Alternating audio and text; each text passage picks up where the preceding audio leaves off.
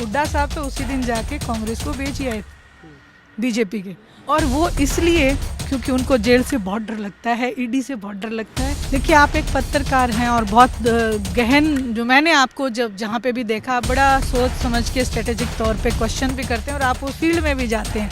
आपने एक बात, क्या आपको लगता है कि कांग्रेस के नेता भूपेंद्र सिंह जी हुड्डा को ये पता नहीं था कि गवर्नमेंट बीजेपी की बनेगी? रणजीत सिंह चौटाला, चूँकि परिवार तो आपका ही है, वो बेशक निर्दलीय थे, फिर बीजेपी में चले गए। बीजेपी ने उनको टिकट तो दिया, लेकिन वो हार गए। उसके बाद भी मामला उनका बिगड़ गया, वो जीत नहीं पाए थे। तो चूंकि वो निर्दलीय हैं, तो निर्दलीय का ज़्यादा सा कुछ होता नहीं है। ऐसे में संभावनाएं हैं कि वो कहीं स्विच कर सकते हैं, INLD या JJP। कोई मुलाकात या कोई ऐसी संभावना है? सिंह चौटाला चुनाव से पहले, हालांकि तमाम लोग दावा करते हैं, वो भी कहते थे कि भी मुख्यमंत्री हम बन सकते हैं, हमारा बन सकता है। जीत नहीं पाए, लेकिन ये अच्छा ये है कि 1 से 2 हो गए। आपकी सीटें पहले 1 थी, 2 होगी। JJP 0 पे आ गई। कैसे देखते हैं पूरी चीज़ों को? किसान आंदोलन 1.0 था, तब अभय सिंह चौटाला ने इस्तीफा दे दिया था किसानों के लिए। उन्होंने कहा कि भाई मैं किसानों के साथ हूँ, इस्तीफा अपना मैं देता हूँ। ये 2.0 है। अब तो आपके MLA भी 2 हैं, तो क्या कोई स्थिति ऐसी बन जाती है तो ये इस्तीफा इस बार भी हो सकते हैं? बिल्कुल, अभय सिंह जी ने तो स्पष्ट रूप से कहा है कि आज भी हम तो किसान के साथ खड़े, हम 2 जो है इस्तीफे हमारे रेडी हैं, जब मर्जी ले लो। इन्हें लो इस्तीफे दे सकते हैं?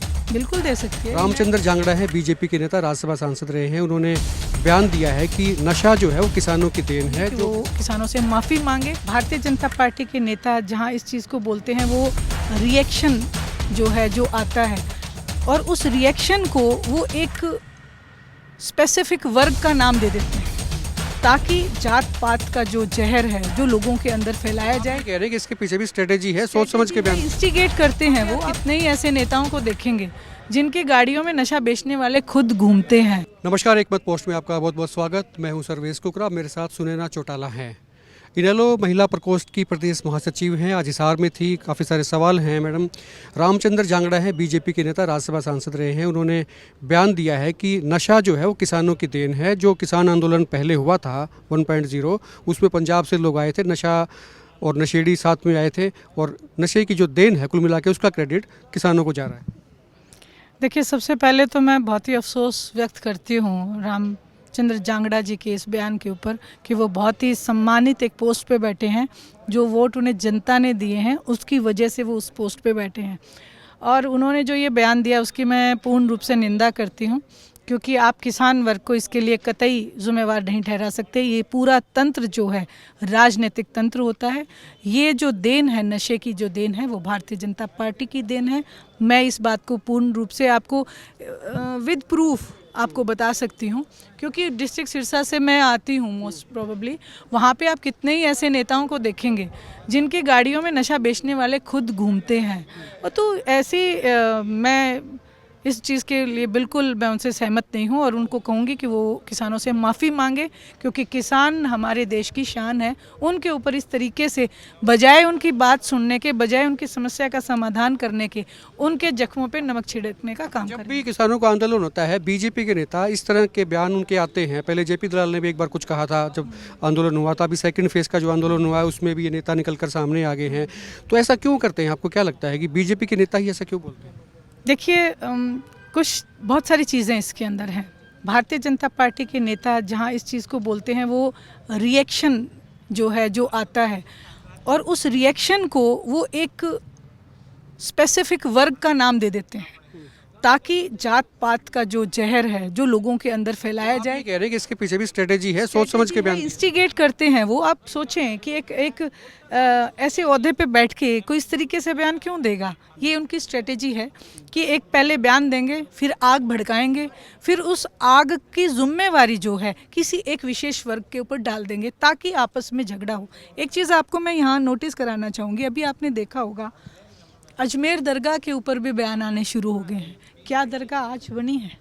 कब से दरगाह है? और आप फिर किसी भी धर्म के लिए, आप जब हमारा धर्म निरपेक्ष देश है, जब हमारी खूबसूरती जो इस हिंदुस्तान की खूबसूरती जो है वो भाईचारे में है, हिंदू मुस्लिम सिख ईसाई हम सब भाई भाई, हमने एक नारा दिया था, उस नारे को आप क्यों टारगेट करते हैं बार बार?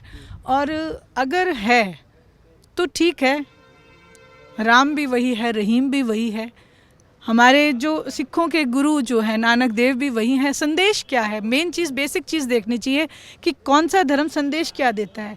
हर धर्म एक ही संदेश देता है कि मानवता, और उस धर्म की आड़ में मानवता को बदनाम करना, ये मैं इस पक्ष में नहीं हूँ। और यही चीज़ें हर एक आंदोलन के दौरान, चाहे वो कोई भी आंदोलन हो, उसके दौरान एक आग भड़का दी जाती है। जब लोग सिलक जाते हैं तो फिर एक वर्ग के ऊपर इस बात को डाल दिया। डल्लेवाल साहब आंदोलन कर रहे हैं, हम अनशन कर रहे हैं पिछले कई दिन से। उनका भी एक बयान आया, उन्होंने कहा भी अगर मेरी मौत हो जाती है तो जिम्मेदार मोदी साहब रहेंगे।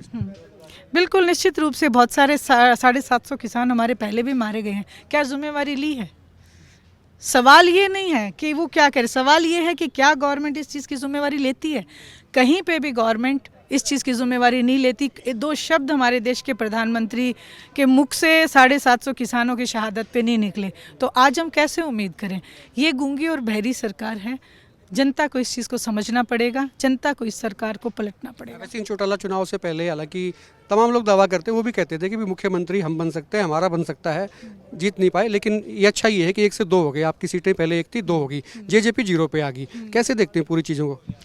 देखिए, इसमें सवाल ये नहीं है कि कौन 0 पे आ गया, कौन 2 पे आ गया, और कौन 37 पे आ गया, और कौन कहाँ आ गया। इसमें सवाल ये है कि हरियाणा प्रदेश का क्या हुआ।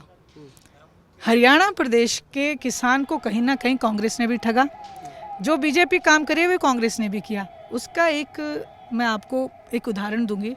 पीछे किसान आंदोलन हुआ, अभय सिंह जी चौटाला एकमात्र हमारे एमएलए थे इंडियन नेशनल लोकदल से। जब किसानों पे बात आई, वो हिंदुस्तान के किसानों का आंदोलन था, केवल हरियाणा के किसानों का नहीं था। लेकिन उन्होंने इस्तीफा दिया कि किसानों को कहीं से भी मैं लेट डाउन नहीं करूंगा, क्योंकि जो किसान बुजुर्ग थे उन्होंने उनसे एक डिमांड की थी कि चौधरी देवीलाल क्या करते, तो उन्होंने कहा इस्तीफा देते, तो बोले दे दो, तो उन्होंने इस्तीफा दिया। उस इस्तीफा देने के बाद न जाने कितनी मदद जो है कि हमारे किसान भाई वहाँ बैठे थे सबके लिए भेजी। उसके बाद आपने एक चीज़ नोटिस की होगी कि तथाकथित, मैं किसानों पे नहीं कहूँगी, तथाकथित कांग्रेस के एजेंट जो थे वो किसान आंदोलन में थे, घुस के, और उन्होंने क्या बयान दिया। अभी आपने बयान देखा होगा कि हमने तो कांग्रेस के लिए ग्राउंड तैयार किया था। यहाँ मैं एक बात कहूँगी कि ठगा किसको गया? अभय सिंह जी को और आम किसान को। उन्होंने ठगने का काम किया। ये भी कारण है, बहुत बड़ा कारण है। इससे हमें बचना पड़ेगा और आम किसान को इस बात को समझना पड़ेगा कि कौन आपके साथ कब राजनीति खेल जाए, उसको छोड़ के। अभी इलेक्शन के दौरान उन्होंने एक बात और फैलाई कि बीजेपी को हराने के लिए कांग्रेस को वोट दो। आपने भी सुना होगा, हर जगह यही बात थी। लेकिन एक वोटर इस बात को समझ नहीं पाया कि आपका वोट अगर आप निर्दलीय को दोगे वो भी हरा देगा बीजेपी को। तो हरा तो आपके, हारना जीतना तो आपकी वोट ने निर्धारित करना है ना।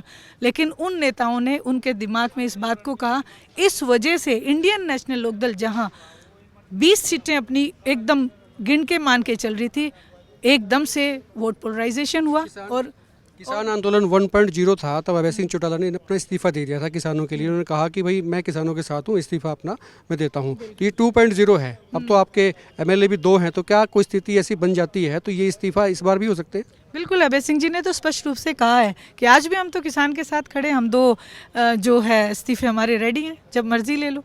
इनेलो इस्तीफे दे सकती है? बिल्कुल दे सकती है। इनेलो पार्टी हमेशा हरियाणा प्रदेश की किसी भी समस्या के लिए आपको हमेशा आगे खड़ी मिलेगी, आवाज़ उठाती हुई दिखेगी, शेरो शायरी करती हुई आपको कभी नहीं दिखेगी। अच्छा, हालांकि इंडिया गठबंधन से आपका वास्ता सीधा सीधा है नहीं, लेकिन ममता बनर्जी कह रही है कि मैं लीडरशिप के लिए तैयार हूँ। राहुल गांधी को लेके ज़्यादातर जो इनके नेता हैं इंडिया में, तो वो उन पे संशय है। इस पे अखिलेश यादव भी कुछ कह रहे हैं, और भी तमाम है, केजरीवाल भी मीटिंग ले रहे हैं, कर रहे हैं। तो आप बाहर से जब देखते हैं, क्योंकि आप भी एक बड़ी पार्टी हैं, तो आप कैसे देखते हैं इंडिया गठबंधन को? देखिए, बहुत ही स्पष्ट शब्दों में जो फतेहाबाद की रैली थी, जब इस गठबंधन की नींव रखी गई थी, चौटाला साहब ने बड़े अपने भाषण में स्पष्ट रूप से कहा था कि ये गठबंधन तब कामयाब हो सकता है जब भारतीय जनता पार्टी और कांग्रेस दोनों को इससे दूर रखा जाए। ये क्षेत्रीय दलों का गठबंधन उन्होंने बेसिकली उन्होंने इस पे जोर दिया था, क्योंकि आज नेशनल पार्टीज चाहती हैं कि क्षेत्रीय दलों को ख़त्म कर दिया जाए। ये दोनों ही पार्टियां, जो कांग्रेस और भारतीय जनता पार्टी है, ये ए और बी टीम है। इसलिए उन्होंने ये एक बात स्पष्ट रूप से कही थी। आज कहीं ना कहीं हर स्टेट के जो नुमाइंदे हैं उनके समझ में ये बात बड़ी स्पष्ट रूप से आ गई है कि इनकी स्ट्रेटेजी कुछ अलग है। विपक्ष का नेता नहीं चुना जा रहा है, कांग्रेस के पास में सीटें भी ठीक ठाक आ गई हैं, चलो सरकार नहीं बना पाई, पानी फिर गया, जो भी उनकी उम्मीदें थी, लेकिन सेशन हो चुका है, उसके बाद भी जो है विपक्ष का नेता नहीं बन पा रहा है, इसको कैसे देखते हैं? देखिए, आप एक पत्रकार हैं और बहुत गहन, जो मैंने आपको जब जहाँ पे भी देखा, आप बड़ा सोच समझ के स्ट्रेटेजिक तौर पे क्वेश्चन भी करते हैं और आप उस फील्ड में भी जाते हैं। आपने एक बात, क्या आपको लगता है कि कांग्रेस के नेता भूपेंद्र सिंह जी हुड्डा को ये पता नहीं था कि गवर्नमेंट बीजेपी की बनेगी? क्या आपको लगता है कि उनके मंसूबों पे पानी फिर गया? बिल्कुल नहीं।